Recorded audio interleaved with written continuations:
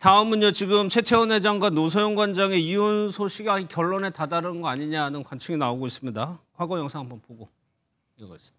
거짓말이 굉장히 난무했던 그런 사건이었는데 혼인의 순결과 일부 일처제주의에 대한 헌법적 가치를 깊게 고민해 주신 아주 훌륭한 판결이라고 그렇게 생각합니다.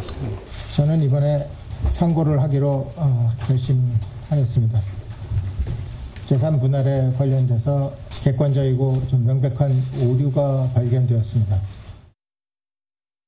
오늘 어떤 소식이 있냐면 대법원에서 이 이혼 소송에 대해서 논의를 한다는 거죠. 맞습니다. 법조계에 따르면 대법원이 오늘 전원합의체에서 최태원 회장과 노소영 관장의 이혼 소송과 관련한 그런 논의를 진행할 예정이라고 합니다. 예. 보통 사회적 관심이 집중된 사건이나 판례의 변경이 필요한 사건의 경우에는 이 전원합의체에 회부가 되게 되는데요. 이 경우에는 재산 분할 대상으로 천문학적인 금액이 지금 거론이 되고 있고 사회적 영향력이 큰 두 사람의 이혼 소송인 만큼 전원합의체 회의 안건으로 선정이 된 것으로 보입니다. 예. 재계와 법조계에서는 이번 판결이 상속재산과 불법자금의 경계, 그리고 재산분할 제도 중에 원칙을 새로 세울 만한 분수령이 될 수 있다. 이제 이런 관측을 내놓으면서 주목을 하고 있는데요.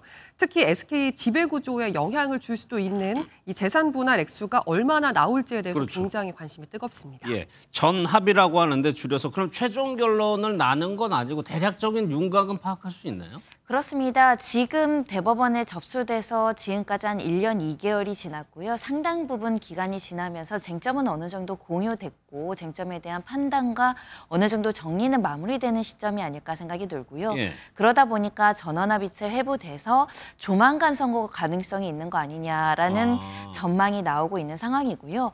지금은 전합 보고 사건, 그러니까 전원합의체에서 하는 게 좋지 않겠느냐라는 내부적인 판단이 있는 것이지 예. 전원합의체에서 이제 결정을 하겠다라는 것이 결정된 건 아닙니다. 그러니까 어떻게 결론을 내릴지 방법을 정하는 건가요? 그렇습니다. 여전히 소부, 대법관 4명이 있는 소부에서 결론을 낼 가능성도 배제하기는 어려운데 예. 하지만 그럼에도 불구하고 워낙 1, 2심의 판단의 어떤 금액이 차이라든가 사안을 바라보는 쟁점에 대한 평가가 극명하게 엇갈렸을 뿐만 아니라 우리 사회에 지대한 영향을 미칠 수 있는 부분이고 또 재산분할과 법리와 관련해서 재벌가의 어떤 투기재산의 어떤 기여도를 어떻게 평가하는지에 대해서 굉장히 중요한 시금석이 되는 판결이고요. 또 일반 국민 입장에선 위자료 액수에 대한 평가가 적정했는가, 네. 사회적 지위나 재산이나 이런 것들을 고려해서 20억이라는 숫자가 변경 가능하고 이것이 실제로 대법원에서 유지가 되는지가 굉장히 중요한 사건인 만큼 전원합의체에서 판단될 가능성이 현재로선 더 높은 게 아닌가라고 관측해 볼 수 있지만 예.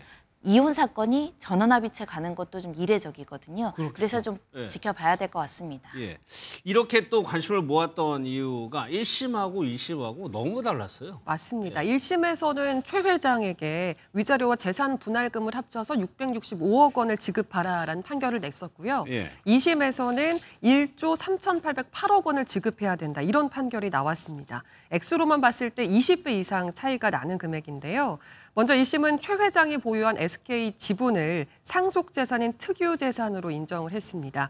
그러니까 이 부분은 최 회장이 노 관장과 결혼하기 전부터 가지고 있던 재산이다라고 인정을 해서 예. 재산 분할 대상에서 제외를 시켰던 건데요. 근데 2심에서는 노 관장이 새롭게 제출한 증거가 판결을 정반대로 뒤집었습니다. 노 관장이 들고 나온 것은 모친 김옥숙 여사의 자필 메모 그리고 50억짜리 약속어음 6장이었는데요. 그러니까 노 전 대통령의 비자금 중 일부인 300억 원 정도가 당시 최종현 선대 회장에게 전달이 됐고 이게 SK그룹의 경영 기반이자 종잣돈으로 활용이 됐다라고 주장을 했습니다. 2심 재판부는 이런 노 관장의 주장을 대부분 받아들이면서 재산 분할액을 1조 3,800억으로 지정을 했습니다. 그럼 이경규 변호사, 이 비자금이 SK에서 어떤 역할을 했느냐 이게 관건인가요? 그렇습니다. 지금 1심하고 2심하고 달라졌는데 1심의 결과가 우리가 보통 생각했던 그런 특유재산의 법리라고 보시면 될 것 같습니다. 그래서 원래는 이제 그렇게 판단을 보통 해왔었는데 예. 그리고 그 사건에 어떻게 보면 전 판례를 보시면 이부진 사장 이혼 소송도 이제 그랬었거든요. 그런데 2심에서 이게 뒤집어진 이유가 이 어쨌든 노 전 대통령의 비자금이 SK의 어떻게 보면 성장에 이런 종잣돈이 됐다.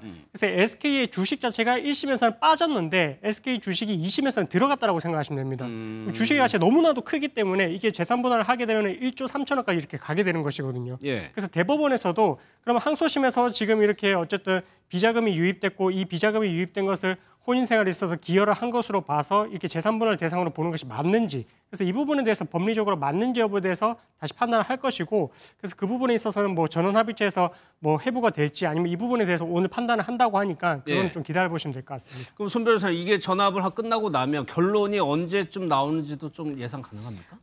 현재로서는 예측하기는 어렵습니다. 두 가지 시나리오, 사실 두 가지가 아니라 굉장히 많은 시나리오가 있을 수 있는데요. 전원합의체 해부돼서 원심의 판단이 조금 오류가 있다. 법리적으로 조금 다시 판단을 해야 된다. 그래서 대법원에서 최종적인 선고를 해서 금액까지 나올 것이냐.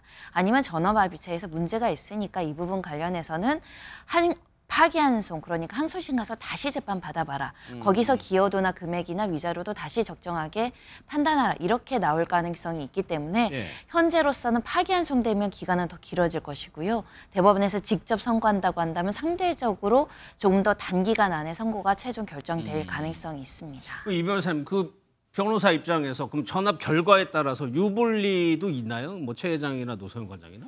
그러니까 이제 뭐 지금의 이 상태로 가서 이제 종결이 된다면 사실 이제 노 관장이 유리한 부분이고, 이 바뀔 가능성이 있다라면은 어떻게 보면 최태원 회장의 손을 들어줄 가능성이 조금 더 있다, 이렇게 판단하면 될 것 같은데, 만약에 전원 합의체로 해부를 한다라고 할 것 같으면 판례가 변경될 가능성이 어느 정도 생긴다라고 생각하시면 될 것 같습니다.